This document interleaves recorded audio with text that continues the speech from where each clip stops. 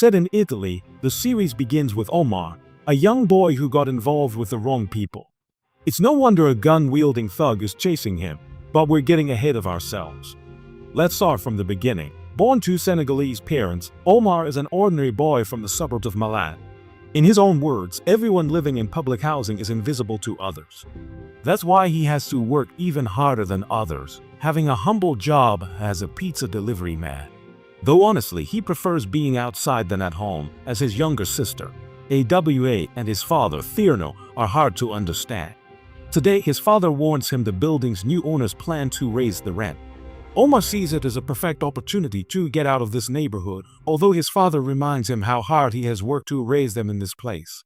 He even compares him to his mother, accusing that she didn't care about her roots. That's not how Omar remembered his mother. She was his favorite person. Now only photos and memories remain. With no one to understand him, Omar takes refuge in his favorite hobby, drawing. With some luck, that will get him out of the neighborhood, but of course, he never has luck. At night, his job takes him to a luxury apartment in the city center. The owner, who was having an argument with her friends, completely ignores Omar and even leaves him locked inside. After a while, the girl finally returns and realizes what Omar did. Far from taking it badly, he asks the girl if she is okay. Her eyes speak for themselves. Abandoned by her friends, she invites him to stay and have dinner together. This is how Mark meets Anna, the most beautiful girl he has ever seen in his life.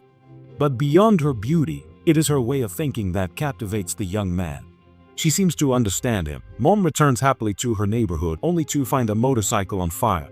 In his attempt to extinguish it, the owner, a gangster named Sharif, surprises him and accuses him of setting his motorcycle. And so we return to the initial scene when the protagonist hides in a corner of an abandoned warehouse and clings to the bracelet his mother made for him.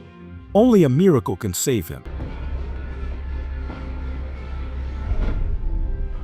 Invisible to others, however, at the pizzeria, Omar is visited by Sharif. He didn't come with bad intentions, but wants to know how he disappeared from that warehouse. Could Omar be the superhero Zero of the comic he's drawing? At least that's how Sharif describes him and shows interest in his secret. Omar, annoyed, makes it clear that he has no such power. That's pure science fiction. With Shari off the board for now, the protagonist gets ready for an unexpected invitation from Anna. Yes, though he thought it would be just them, upon arriving at her apartment, he finds a party. It's his birthday, at least. She attends to him privately and shows him her architecture project, which cost her many sleepless hours and even a boyfriend. Hearing that, Omar confirms he has the green light. Or so he thought. Because Anna's ex arrives at the party and monopolizes her attention. Again, Omar is invisible. Returning home, his sister makes him realize he's lost his bracelet. Meanwhile, Sharif inspects the previous warehouse and finds the bracelet. By the time Omar appears, the bracelet had disappeared. When recalling his last moments with his mother, the boy feels so much anguish that he suddenly begins to faint. Scared, he bolts from the place, although Sharif saw everything. On the other hand, a gang wreaks havoc in the neighborhood, setting fire to the pizzeria and harassing the local vagrant Daima. Lacking evidence, the police suspect the immigrant who happened to be in the area. Sharif and his friends. Not far away, Sandakan, the pizzeria owner, deals with the vultures of the moment, real estate agents from a company called La Sirenita, trying to convince him to move. The incident seems like the perfect opportunity, but Sandakan refuses to leave. In the midst of this, Mark stays distracted with his drawings, sending Anna some sketches. What a coincidence, the new superheroine in the story looks just like her. Too bad reality always hits Omar. On this occasion, his sister reveals to him that their father took part of his savings to pay the rent. They were his savings to leave. But before the confrontation, the lights suddenly go out, just like in the rest of the bathroom. It turns out they've sabotaged the electrical substation, and the technician says it'll take at least 2 weeks to fix. It'd be faster if the locals paid him. Faced with this, Sharif turns to Omar and introduces his friends, Sarah, the music producer, Momo, the chubby good-natured guy, and Nino, the Roberto Baggio of color. Together they ask Omar, or rather Zero, the Robin Hood of the neighborhood, for help. With his bracelet back and potential new friends, the protagonist considers how he can lend a hand to his neighborhood. But first things first, and that is his little heart thanks to him. Anna has resumed her architecture project and has done it in a big way. When her friends arrive, Omar feels invisible again, although she clarifies that he has earned a special place in her life in a short time. She even says goodbye with a kiss on the cheek. Don't be fooled, the protagonist returns to his neighborhood with a smile and maybe, like last time, he encounters a tragedy that Mar has died. Motivated by this, Mar puts on a chart with the number 0 and proposes an idea to Sharif and his friends to collect the necessary money. A poker game. It turns out that in his last meeting with Anna, Omar heard her friends talking about a poker game with 30,000 euros in rewards. The thing is, it's mafia money. With even more reason, the protagonist wants to steal that money and give it to those who truly need it. The plan is simple. Sharif and his friends will play poker, while Omar will use his invisibility to give them the winning cards. This is where a blame arises. Omar cannot make himself invisible at will. It's his emotions, the strongest ones, that drive him to do it. Following that theory, his colleagues urge him to think of something that makes him happy. And guess what? It works. While Cherish, Momo, and Sarah celebrate it in a big way, Eno just observes. The new guy may have a superpower, but that doesn't mean they should blindly trust him. Although Eno leaves the ship, the others continue Zero's training. They discover they can't hear him when he's invisible and the cameras can't record him. Knowing this, the group sets their plan in motion, with Zero signing his friends up for the VIP guest view of the game. At the table, they witness their cards improve drastically as if by magic. Yeah, right, magic. With Zero's help, Sharif and Zara start to dominate the game. Meanwhile, Momo does his thing. Seeing the camera monitors failing, Virgin, the mafia boss, decides to watch the poker game herself. Zero keeps his composure even with her around, but things fall apart when he sees Anna. She wasn't supposed to come. As his power starts to fail, Omar advises Momo to get his friends out of the game quickly. Even though they had already noticed Zero's absence, Sharif keeps playing as if nothing happened. I see why. Omar, in turn, runs into Anna and she convinces him to leave this place. Returning to Sharif, he was about to take his winnings when he was stopped by the guards. He simply won too much.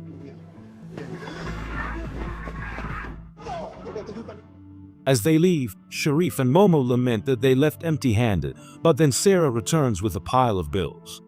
While they were fleeing, she was cashing in. Excited, Sharif announces in a video that he got the money to repair the electrical substation. In other matters, Omar was finally gathering courage to confess to Anna when she surprises him with a kiss, and not on the cheek.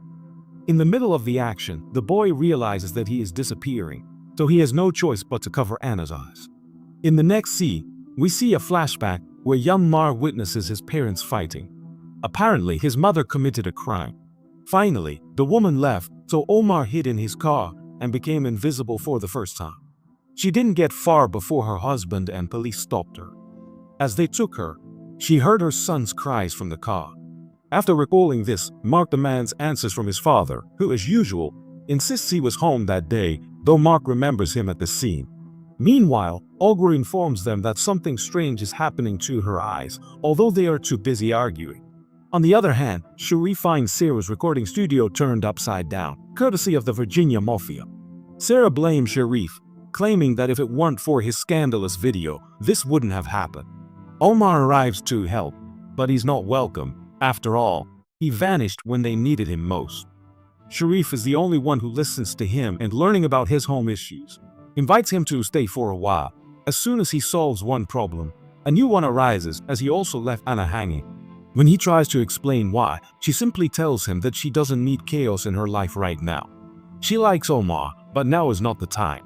While settling into his new home, the protagonist is forced by Honey, Sharif's brother, to pay a fee. Sharif then tells him that his brother isn't so bad. It's the house arrest that's got him bitter. They caught him with a little weed and punished him as if he were Pablo Escobar. Sharif, annoyed, points out that the authorities spit on him and then tell him it's raining. Upon hearing this, Omar recalls Dietmar saying something similar before dying, that one of the gang members who attacked him had a tattoo of Fidel Castro on his privates. Following the local tattoo artist's directions, Omar and his friends reach Rico Robles' house, a Cuban living the high life. While he is having fun with his wife, Zero approaches with his power and confirms what Rico said. He has a tattoo of Fidel Castro down there. However, Zero hears something even more surprising. After ignoring a call from Sirenita's agents, Rico claims that he might do their dirty work. But that doesn't make him their slave with whom he has been causing chaos in the neighborhood. As he leaves, Zero is surprised by Rico's daughter, so he keeps her entertained with his power until she calls her father. At the last second, Zero becomes invisible, saving himself from a shot and returning to his friends with the severed head of a neighborhood statue, another of Rico's. Upon learning what Zero did, Ino apologizes for judging him and they resolve their differences. The group reunites. Back in her studio, Sarah finds it completely rebuilt along with a letter that the neighborhood remembers. Speaking of the neighborhood, Ma and her friends try to tell the authorities about Sirenita's plot, but they don't even listen to them, as the legal route doesn't work. The boys choose to vandalize a Sirenita poster with a strong phrase, "They won't kick us out." As a result of these events, the CEO of Sirenita orders Rico to cease his activities in the neighborhood for the time being, even though he wanted to teach a lesson to the brats who entered his house the other day. The protagonist appears at a comic fair where he intends to showcase his art. There, he sees a girl in costume who seems familiar to him. It's Anna.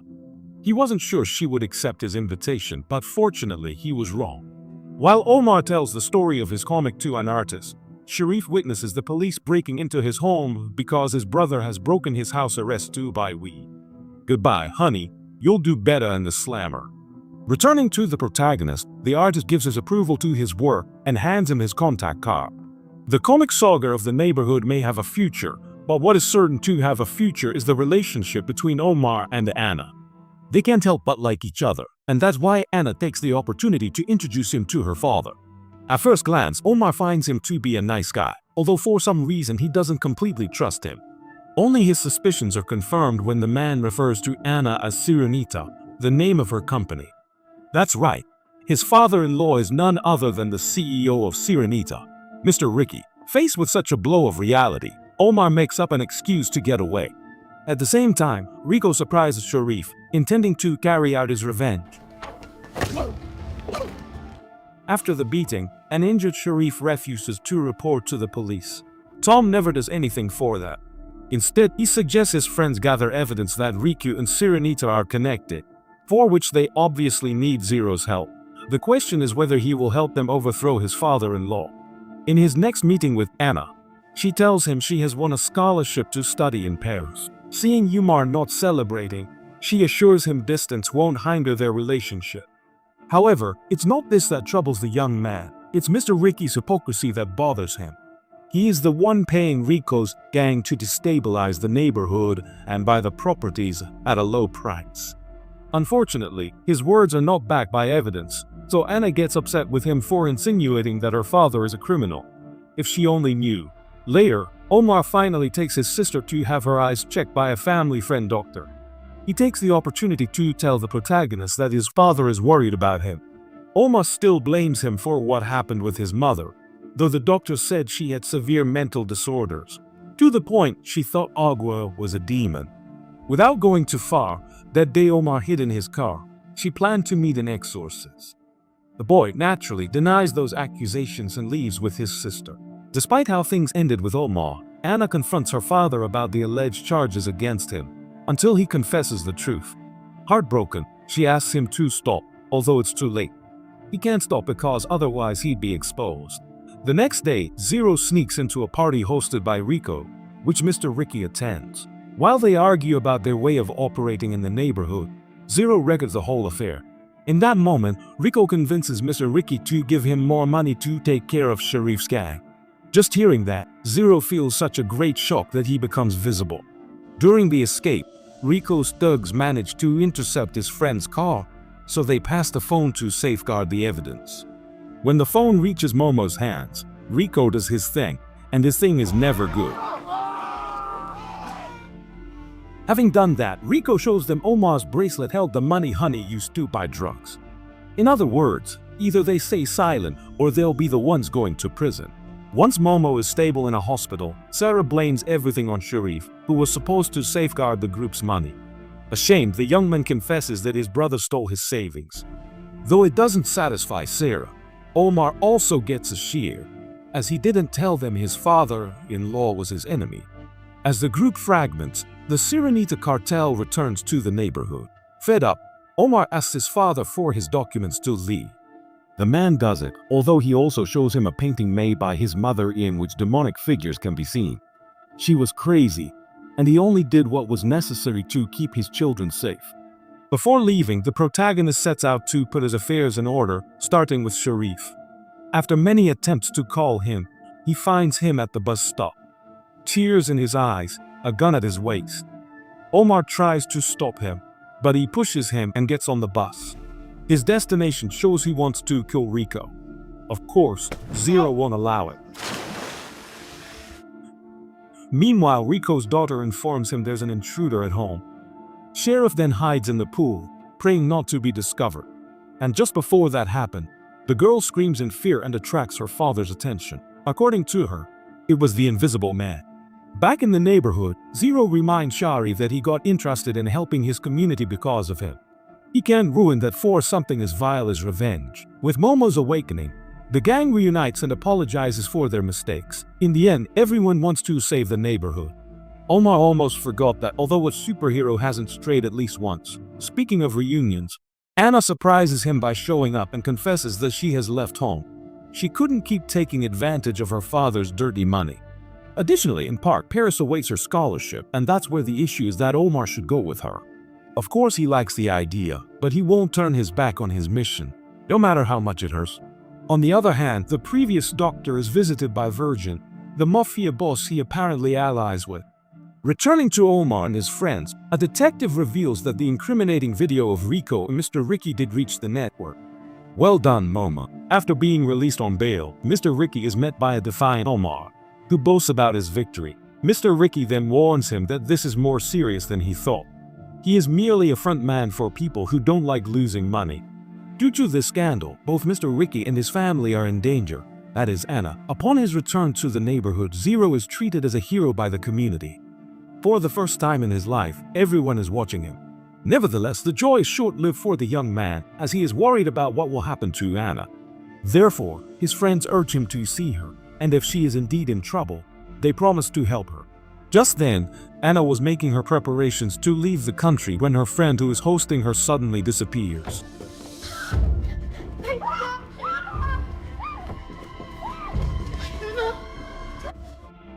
Upon arriving, Zero sees Anna being thrown into Virgin's van. The boy immediately becomes invisible and clings to the car. Once at Virgin's mansion, he plans his next move to save Anna. At the same time, Virgin meets a distressed AWA, whose eyes haven't improved.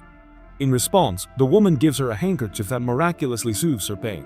Now Virgin presents herself as someone who knows very well what AWA and her brother are capable of doing. She's the other gifted one the doctor was referring to. That explains the traumatic memories her eyes make her relive.